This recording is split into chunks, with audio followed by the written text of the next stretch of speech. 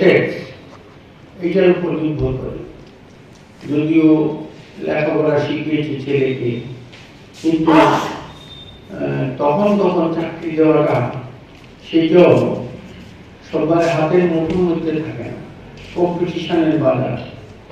চাকরিতে ভুল করার জন্য দেওয়ার ক্ষেত্রে যদি ভুল হয়, সেটা ওই 10,300 কত জানি একটা 10,323 ভুল করতে চাকরি দেওয়ার জন্য মামলা মোকদ্দমা করে, সেই মামলা আমিও করেছি, সেই রিটেন টেস্টে নেয়নি, যার ফলে হাইকোর্টে হেরেছে, সুপ্রিম কোর্টে হয়েছে, জানতোই না কি প্রসেসে নিতে হবে। আমি এর জন্য এটা বলছি, কিভাবে এই প্রাণী সম্পদকে আরো ডেভেলপ করা যায়, প্রাণী সম্পদকে কিভাবে উন্নততর করে আমরা অর্থনৈতিক বুনিয়াদকে আরো শক্তিশালী করতে পারবো, সেটা শিক্ষণীয় বিষয়, আমাদের জানার বিষয়। আমার মনে হয় ভারতীয় অর্থনীতির বিশিষ্ট অবদান, আমাদের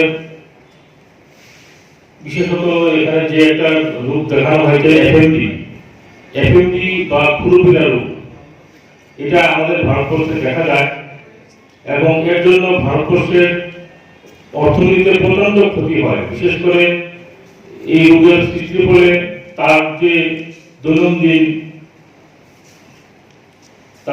উৎপাদন ক্ষমতা সব নষ্ট হয়ে যায়। এই জন্য দেখা গেছে যে ভারতবর্ষে প্রায় প্রতি বছর 12 থেকে 14,000 কোটি টাকা, যেটা আমরা কল্পনাও করতে পারি না, নষ্ট হয়ে যাচ্ছে।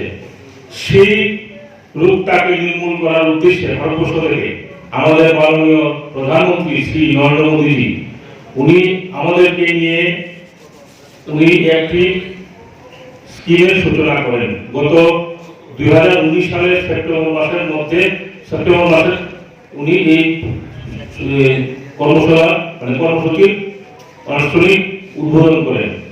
ভারতবর্ষ থেকে কিভাবে এই রোগটাকে নির্মূল করা যায়। আমাদের লক্ষ্যমাত্রা ধরা হয়েছে 2025 সালের মধ্যে, ম্যাক্সিমাম 2030, এর মধ্যে আমাদেরকে এই রোগ থেকে মুক্তি ঘটাতেই হবে, যেই করে হোক।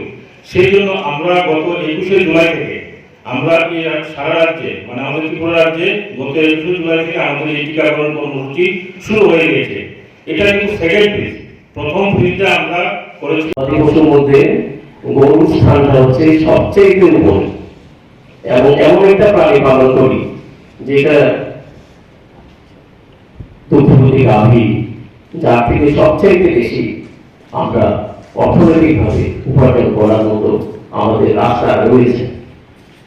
আমরা যখন ধরুন 37-38 বছর আগে পড়তাম, তখন আমাদের পড়ার মধ্যে বিষয়টা ছিল চিকিৎসা, মানে আমরা পাস করার পরে পশুপাখি চিকিৎসা করবো, এটাই আমাদের কনসেপ্ট ছিল।